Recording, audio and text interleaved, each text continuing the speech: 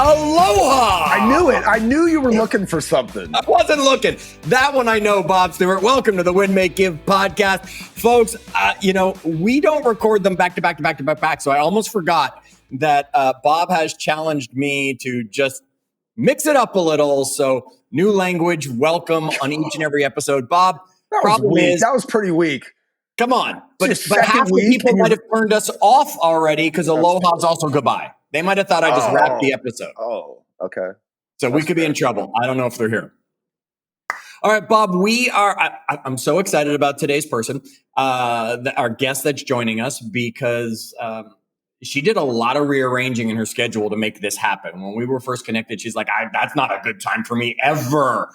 So she went out of her way to make time to join us today. And Bob, my favorite thing is that once again, I opened my mailbox the other day and I got a book and it's even signed. Like, is there a form that I should have filled out where I put my address in somewhere that this stuff would happen?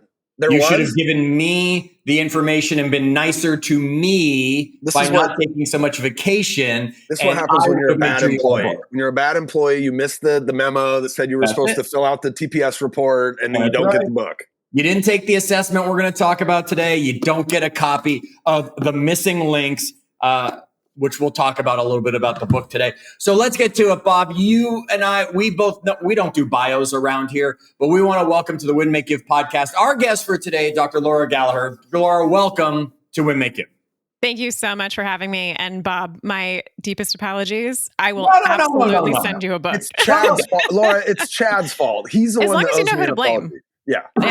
Okay. Sure. I can blame him too. That's fine. I'm okay with that. You are okay with that. That's true. I'm okay with that, with taking that blame and telling Bob he didn't get a book. Laura, welcome. Thank you so much for joining us. I know that we played some games to get your schedule to match our schedule. Almost had to reschedule even earlier today.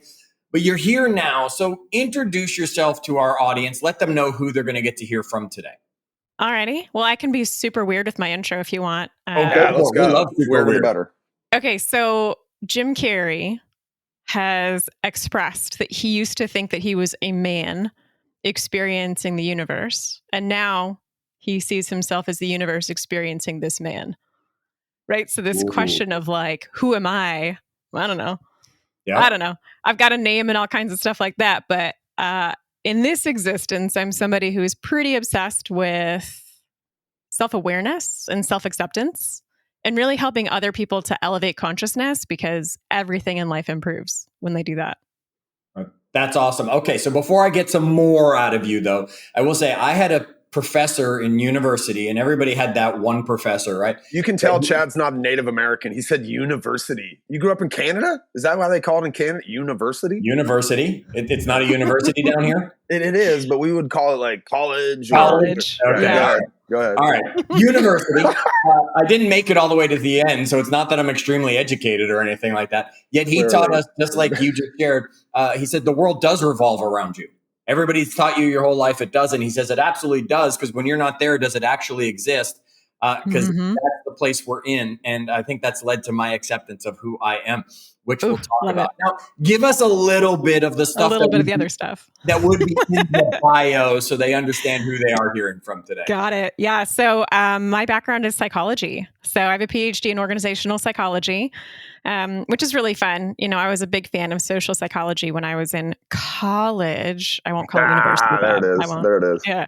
But I didn't know what to do with a social psych degree. I was like, this is kind of a strange field to specialize in, but I was really interested in what happens when you bring groups of human beings together. How do we judge each other? How do we perceive each other? How do we modify our own behavior based on who's around? So somebody said I could study anything I want in psychology as long as I say at work at the end of it, if I go into organizational psychology. So I chose that. And that brought me over to Orlando, Florida, where after only a couple of years, I had the chance to go work with NASA because they were hiring organizational psychologists to come and help transform culture after the Columbia accident happened in 2003. Okay. Now, the only reason anybody else is in Orlando normally, and I live in Florida, and my mother lived in Ocoee just outside of it. The only reason you live in Orlando is Disney. So you did have an experience with Disney? I do. I worked for Disney for about a year. All right, take it away, Bob Stewart. I mean, I got a lot of questions. Questions. What are they doing to the culture over there? Why do they? No, I'm just kidding. It's been a minute. I left Disney 10 years ago, actually. So last decade, I can't really speak to what's been going on. Just tell me like one thing that a rabid Disney fan would want to know that from the behind the scenes of working at Disney, good or bad. So I didn't know that there was an entire series of tunnels underneath the parks. And a lot of Disney Rabbit fans would know that. I was not a Rabbit Disney fan before I worked there. I was also not a huge space geek before I worked for NASA. So I stumbled into these incredible places to work and then learned about them when I was there. But yeah, I didn't realize that there are these whole series of tunnels underneath all the parks, and the cast members can walk through there without their full costume on or whatever. They're allowed to break character down there. And I just thought that was so cool. So I got to like tour some of that. It's also a really great way to manage getting out of the intense heat that we have here in Orlando summers. There you go. That's how you get the celebrities around so that they can actually enjoy Disney with their families. Oh, that makes sense. I didn't see any celebrities when I was there. Well, sorry, Bob wasn't there that day. Yeah. Well, here's the thing. Like, little known fact, Chad, I've never been to Disney World. I do know that fact. You do. I also know how old Disney World is because it's my age. Oh, cool. That's cool. I'm a West Coaster. So you're just Disneyland. Yeah, Disneyland. And my wife and I would what's the other one over there? Well, there's the Alani Resort. So you can go to the Disney Alani Resort, but it's Disneyland. Okay. There's not like another Disney park here on the west. I thought there were two parks over there. No? California Adventure. California Adventure. Yeah. Okay. Yeah, we're definitely park hopping when we head down. Yeah, that's like when Epcot came out, so you had the two parks to hop between before it became a whole freaking world in Orlando. It's a huge world. All right, so we're not here to have the Disney conversation yet. When the word Disney comes up, Bob goes crazy. So we wanted to bring that up. Now, we're going to get into some stuff today, and I want to share. I already mentioned the book title, right? It's The Missing Links. Now, I'm not recording video, so I don't know why I do it. It's more to torment Bob that I hold it up in front of the camera that nobody can see. The Missing Links, written by you and Dr. Philip Mead, who worked with you on this book, obviously. And we're also going to be talking about an assessment that audience we want you to go take. Right. And here's what I'm actually going to tell you to do right now, because it didn't take very long to take the assessment, at least not for me. I'm going to bet it won't take you long if you're honest with yourself. Go to selfacceptancequiz.com. Like, I would challenge you, audience, right now, push pause. Go to self-acceptance-quiz. Well, I guess if you push pause, you're not hearing me now. But so hold on the pause button, right? Go to selfacceptancequiz.com, intend to take the assessment, and then come back because Dr. Lori here is going to go into my assessment, and you might want to follow along and play at home because you get your results almost immediately. I think they came back to me from taking the assessment. So selfacceptancequiz.com. Now hit pause, take it, come back. All right. Where do you want to start in this conversation? There's so much you have to provide for us today. There's so much that we could cover, whether it's getting into self-acceptance, how we become more self-accepting, and just talk about it generally. We can go right to tell me the one lesson that this book is going to teach everyone that they should absolutely read it for, or you can start ripping me apart and giving Bob a few seconds to click on a few things. He's taking the assessment as we speak. Yeah, I'm taking it right now. I can see Bob. I can tell the way he's doing it. He's taking that knows what I look like when I think. I'm like, he even thought about himself right now, which is beautiful. And it's only 3 to 5 minutes. We'll go quickly for you, Bob. Well, Chad, I'd like to talk a little bit about what we learned with the experience with NASA, because the radical self-acceptance concept is key to all of it, really. Let me ask, when you say NASA, now obviously we all have this image of what NASA is. I can't imagine an astronaut that does not rank high on your self-acceptance quiz. I could be completely wrong. I would have to think to be that person, you got to think you're the best of the best and all that kind of stuff that is going to come along with it. Were you working with the astronauts? Were you working with the scientists and engineers, or were you actually like everybody coming together that you were having the opportunity to work with? I did not get to work with the astronauts. So the astronauts technically work out of Johnson Space Center, which is over in Houston, Texas. And I was here in like Cape Canaveral area, Kennedy Space Center, where we do the actual launches. So I did a lot of work with the engineers specifically. You could call them rocket scientists, but they mostly call themselves engineers. But they were focused on all of the infrastructure required to actually launch, and of course, launching the shuttle itself. So that's who I got to work with. I got to meet a couple astronauts, but I think that your assertion that, gosh, if you're an astronaut, you must have high self-acceptance. I don't actually think that that's true. And I'm not speaking about any one of them specifically, but a lot of extremely high achieving people are actually quite low on self-acceptance. And what's like heartbreaking for me, because this was also very much me, is that they think they have to be. There's this lie, this myth that we tell ourselves as high achievers that we have to beat ourselves up, that we have to have that raging inner critic in order to grow and improve. Like I'll talk sometimes about this idea of self-acceptance, and my high achieving clients or people in my network are like, well, I don't want to accept myself. I want to keep getting better, which tells me that they think that they're opposites, but they're not. Interesting. Right? I always try to explain this, and this is how the assessment is going to break it down. Actually, everybody knows, right? Because they paused like you told them to, Chad. They've already taken it and gotten their results. Yeah, they've already taken it. So you already know. But come to our Facebook group, actually. Jump in there. There you go. And let us know what quadrant you fell in on the self-assessment quiz. Right, exactly. Because what you'll learn from having taken the assessment is that self-acceptance and self-improvement are not opposite ends of a continuum. The opposite of self-acceptance isn't self-improvement. The opposite of self-acceptance is self-judgment. So you can be focused on self-improvement, which I know your listeners are. They're only listening to your show because they care about their own growth and development. They're always learning. You can be high on self-improvement while judging yourself, or you can be high on self-improvement from a place of accepting yourself. And research is really clear, actually, that when you choose to be high on both, you will actually accelerate your entire growth journey and you'll enjoy the whole journey that much more.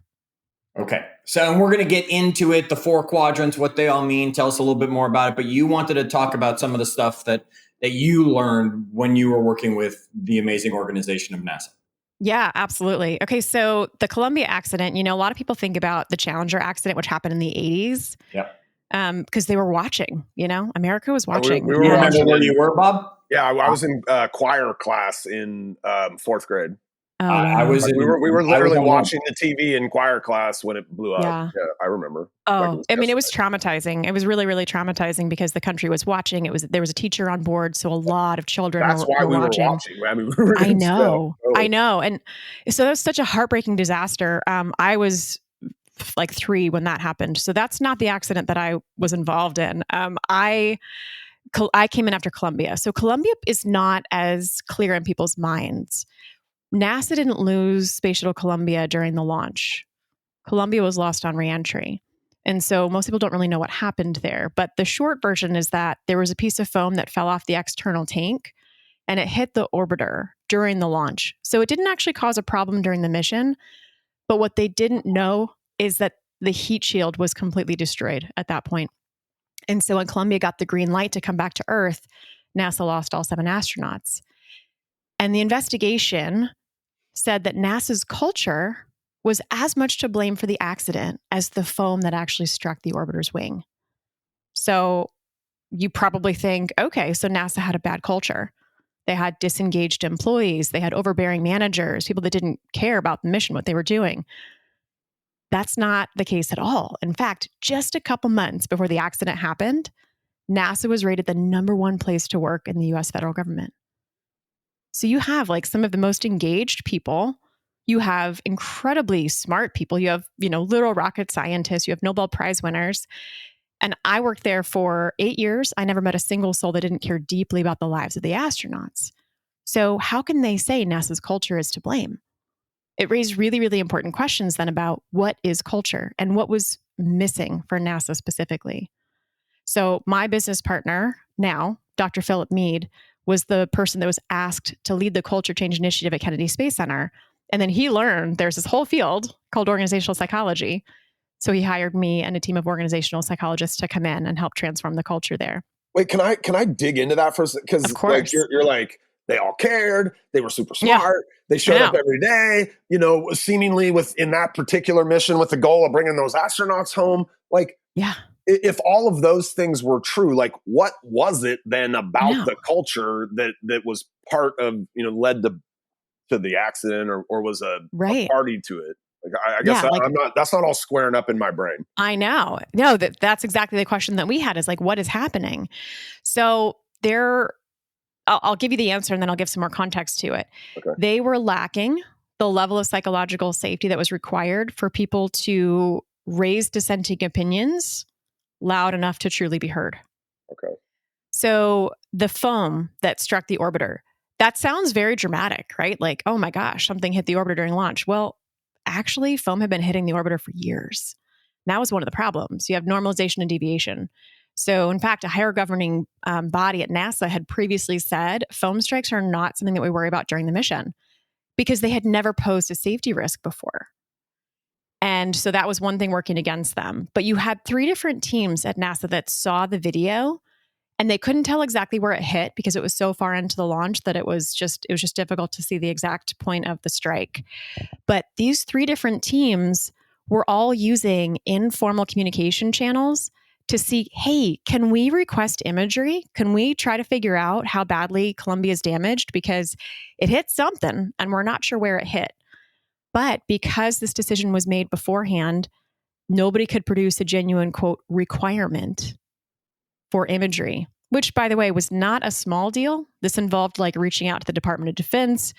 I heard that it was going to cost like millions of dollars to reposition satellites to get imagery to find out if it was damaged, which even if it was, there's no playbook for that. There's no like, well, here's how you fix the wing while you're in low Earth orbit. Now, there was also no playbook for Apollo 13, and NASA was able to figure that one out, right? So people are really like, they were struggling with the fact that there were these teams that were aware, but they didn't feel like they had the space to speak up, to be in these meetings and have multiple levels of managers there and say, I know that there's no official requirement for this. I realize that we're NASA and walls here say, in God we trust, all others must bring data. But gosh, I just have a gut feeling like it's different this time. Like it requires a super high level of psychological safety for an engineer to be that vulnerable.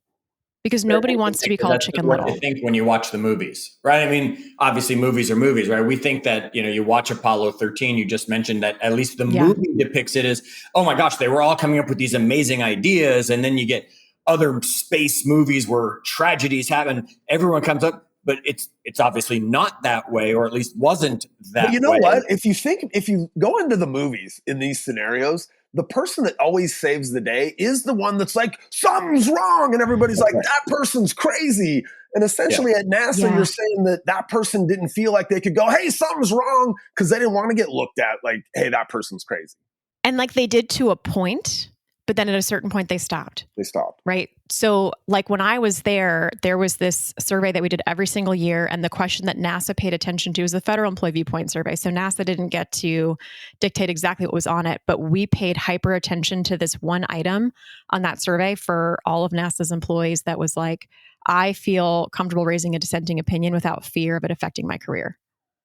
That was one of the key things that we were always looking for is, do these people feel like they are able to disagree and raise an unpopular dissenting opinion, even if it doesn't, meet requirements, or are you afraid that it's going to set you back?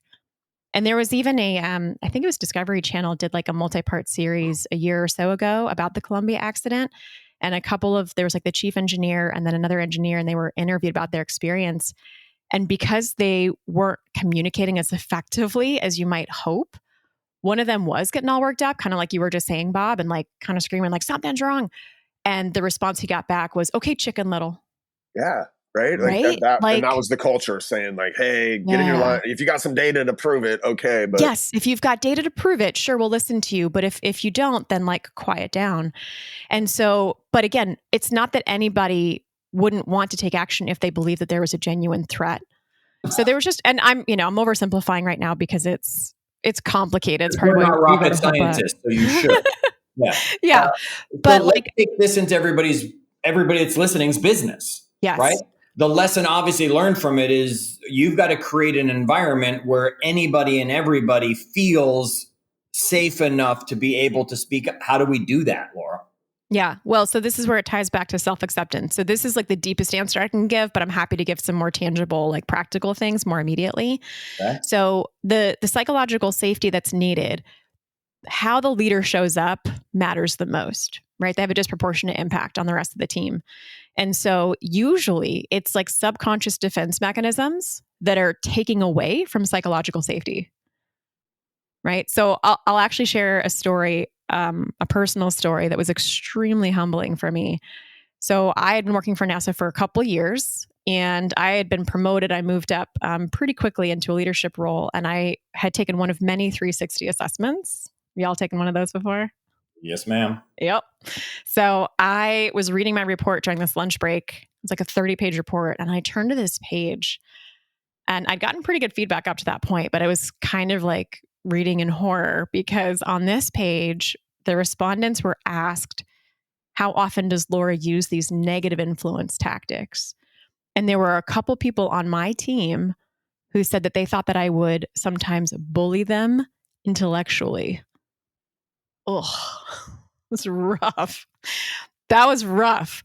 And I can promise you, at no point was I like, you know what I'm going to do today?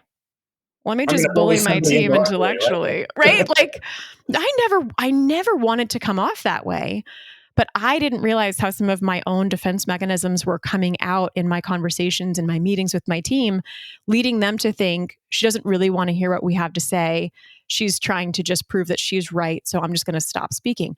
I was so horrified by this, guys, because here I am, like PhD in psychology. I've been brought in to... Can I ask a question here, if you don't mind? Sure. Like, was the defense mechanism where you were like leaning into, I don't know, your expertise, your studies, like to come off as intellectual? Like what were you? What was that? What am I defending against?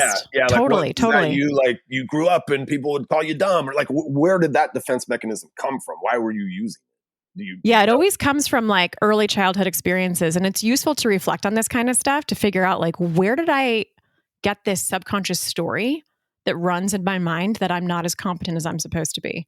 Okay. So for me, I mean, I think it was probably a couple things. My big sister, she loves when I tell these stories. But my big sister, my memory is that she would make fun of me a lot if I got something wrong.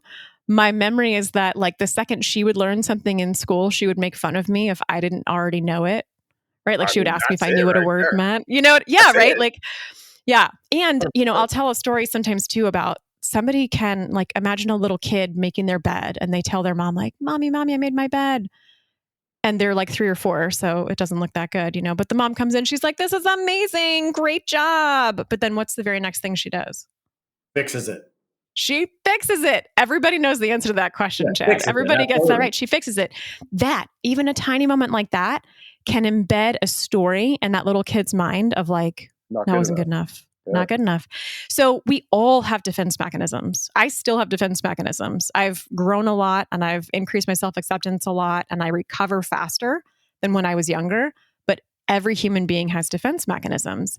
And this is the kind of stuff that gets in the way of psychological safety. Almost nobody is trying to create an environment where people don't feel safe to express their thoughts and feelings, but it happens all the time. So it's really about increasing self-awareness and increasing self-acceptance. So these defense mechanisms aren't popping up and sending the wrong signals out to the team.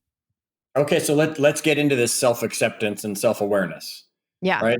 Talk about the quadrant. We just laid it out, folks. Right. Talk about the quadrant. Right. There's going to be the yes, no basic, right, of the 4. Yeah, it's like a high-low. Right. High-low on self-acceptance and high-low on self-awareness. So you're going to end up in one of 4 quadrants, folks. If you don't know yet, pause.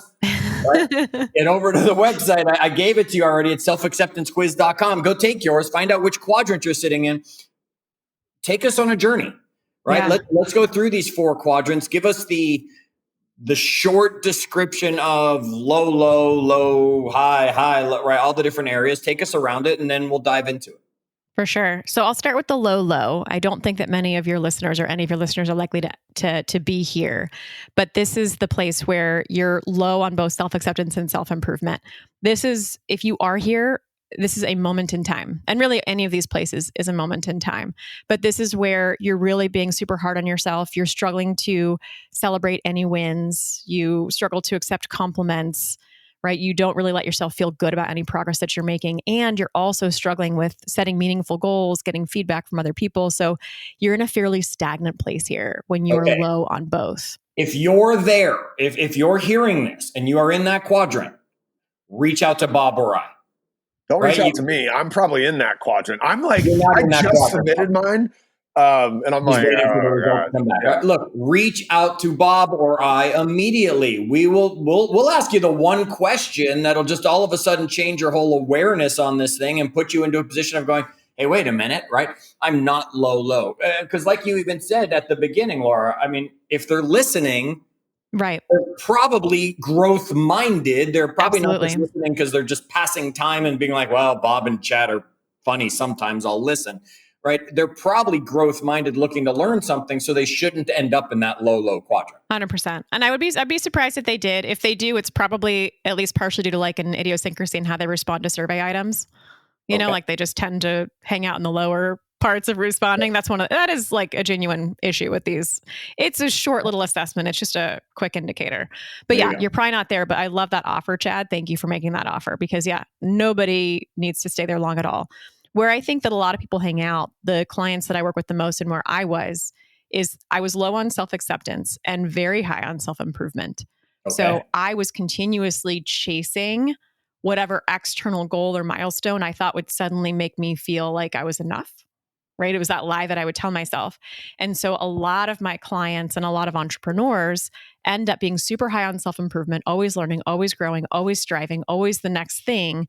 But they're doing so from a place of beating themselves up, having a raging inner critic going in their mind, never feeling like whatever they're doing is enough. And most of them do it because they think that they have to.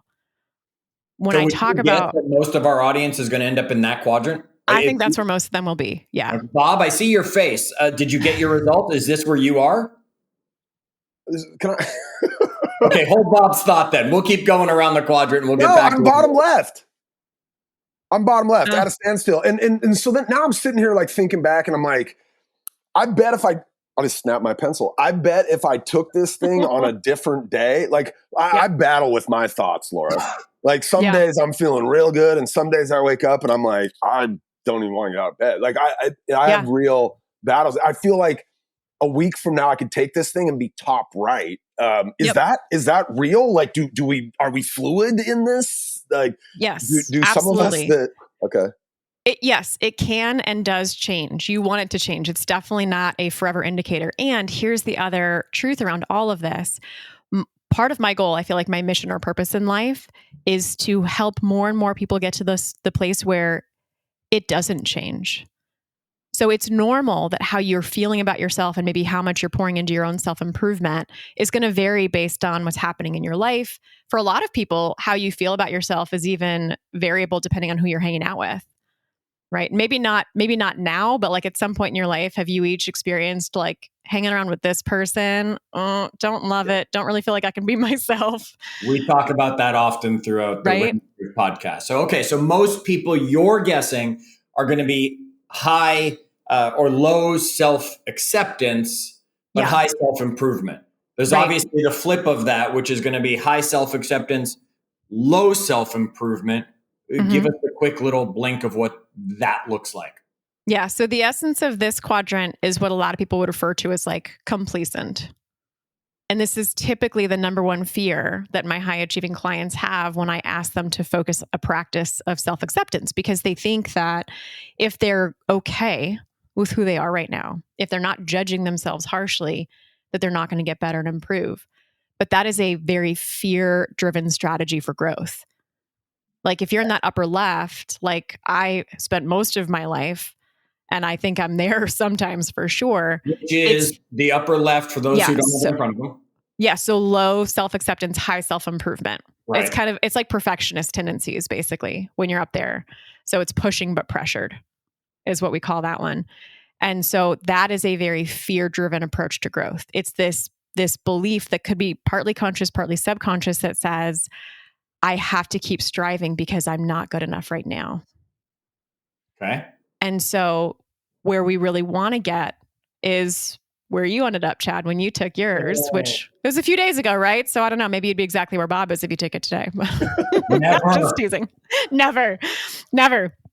So that's where I think all of us really want to be, which is high self-acceptance, which means I feel okay, genuinely okay with who I am right now, all my flaws, all my imperfections. And I'm absolutely working to grow and get better, because there I'm not growing from a place of fear. I'm not afraid that I'm not enough, and I'm not lying to myself to say I have to improve in these ways in order to now accept myself. I love when he gets deep in thought. I'm paralyzed by my results, and I'm like, why would it come back like this? Like, as I read through them, I'm like, all right, that sounds like me, but I'm like, that doesn't feel like me. And then so now I'm going back to these questions, and I'm like, yeah, you're like, how did I answer thinking this? about this from my family perspective? Am I thinking about this from work? Like, this doesn't feel like me at work, but I'm like, like being a dad is hard, and like, I don't know. My brain is, I'm overwhelmed by a lot of these results. I'm going to dig into Bob, it. which quadrant did you end up in? I told you bottom left, man. Which is like for the audience. They're not looking at it. That's low. Oh, yeah, low. Okay.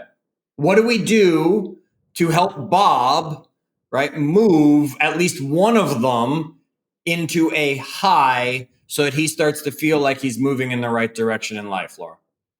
So a couple things that you can do. The biggest one is going to be giving yourself some grace and self-compassion, right? So often, whatever is kind of holding somebody there in a moment is you're being really hard on yourself for something. Like, Bob, you threw out being a dad.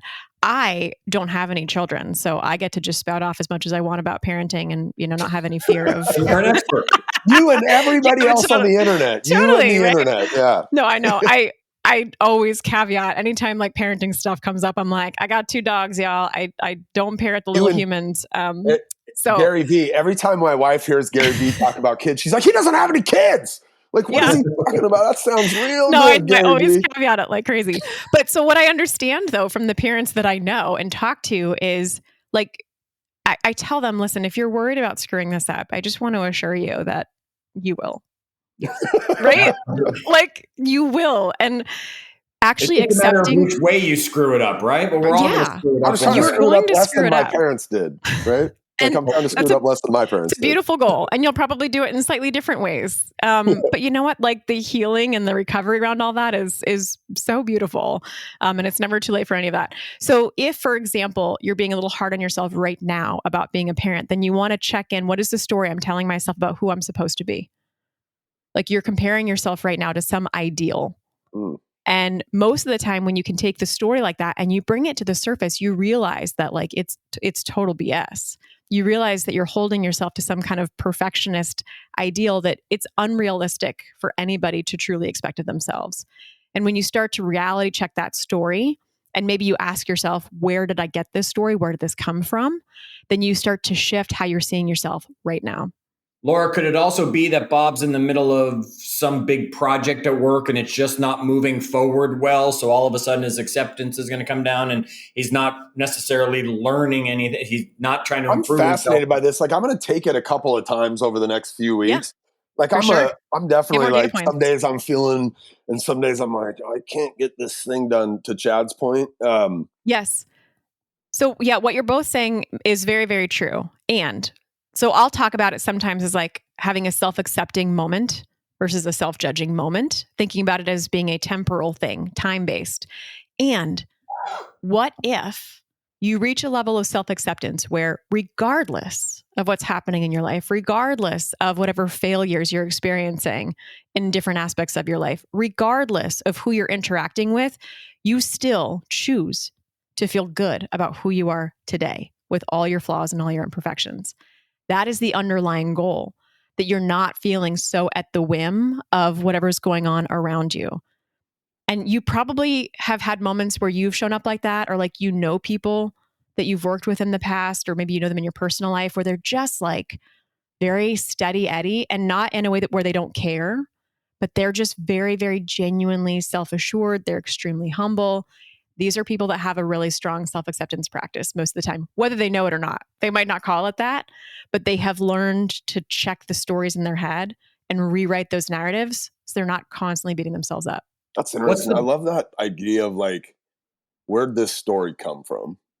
Yep. I've been doing something recently. I saw this thing on, I don't know, it's probably a reel. I don't even remember where I saw it, but the guy was talking about, Chad, you know, Dr. Laura, if somebody tells me like I'm out in the world and they're like, this is how much that thing is, I'm paying that thing. Always, no matter what. And I think it comes from when I was a kid, my mom she would be like, no, I'm not. She'd like, and I was mortified and embarrassed in public often, it felt like. And my wife is one of those people. She's like, nope, come here. I don't think we had this on our bill. And I'm like, it's fine. We'll just pay it, you know? But I saw this guy recently and he was like talking about how he would say, he uses the icebreaker. What are the chances? And so in these scenarios, he'd say, you know, what are the chances that bill's not right? So I've been just that one phrase, I've been using it. Chad, I didn't have to pay for my change on my airfare the other day because at the desk, the lady was like, that's going to be a $50 change fee. And I was like, and immediately as I thought, I'm going to say this thing, I was already embarrassed to be saying it, you know, but I have that, I know where that story comes from. And so I just said it. I'm like, what are the chances I don't have to pay that fee? You know, I'm a One World Ruby member or whatever. And she was like, let me call somebody. She called them. Nobody answered. She's like, I'm just going to do it for you. And she did it for me. And I was like, amazing. You know, standing there the whole time, red face, like hoping she wasn't going to say, no, you got to pay. I don't know. But it was a really uncomfortable thing. I'll bet you if you took the quiz right then, your self-acceptance would have been a lot higher. Probably. So what you're talking about is so cool though, Bob, because what you're describing flexibility in your behavior.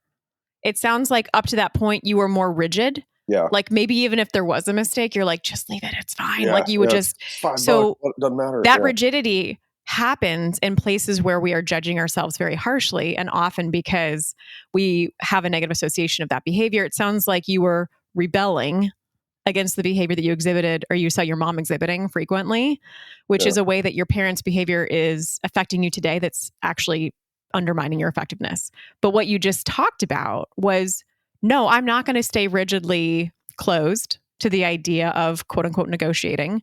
I'm going to flex. It's uncomfortable, but I'm doing it anyway.